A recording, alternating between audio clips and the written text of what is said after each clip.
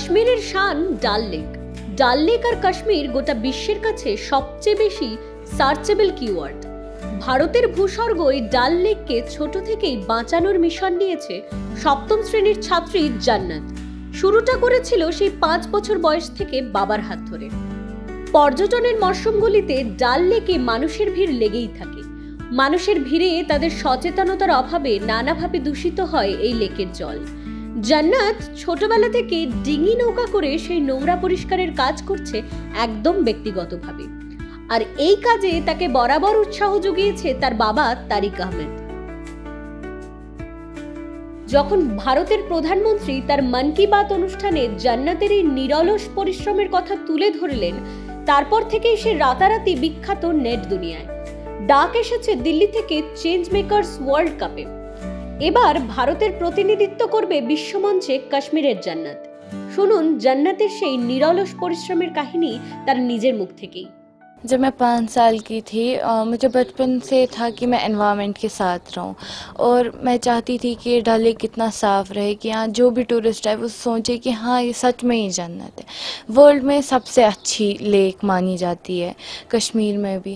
तो यहाँ पे टूरिस्ट अगर आते हैं वो इसलिए आते हैं कि यहाँ पे साफ़ होता है, मगर यहाँ पे जो भी टूरिस्ट आता है वो कुछ भी खाता है वो वहाँ पे ही फेंकता है। कोई भी लोकल होता है वो कुछ भी खाता है फेंकता है।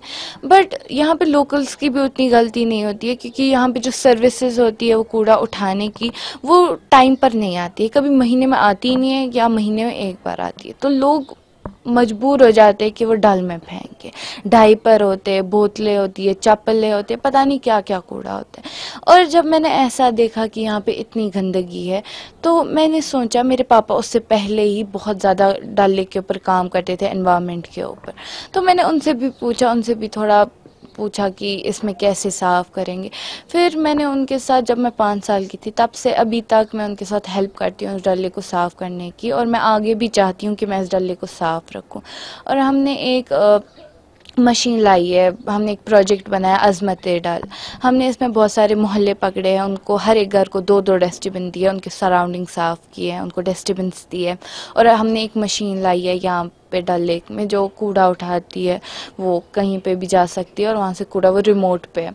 तो अभी हमारा और प्लान है कि हम और इस डल लेक को साफ़ करें जितना हमसे हो सकता है। बाकी मैं गवर्नमेंट से बोलना चाहती हूँ कि आप प्लीज़ मेरी हेल्प करें, मुझे टीम दीजिए कि मैं इस डल लेक को साफ़ रख पाऊँ।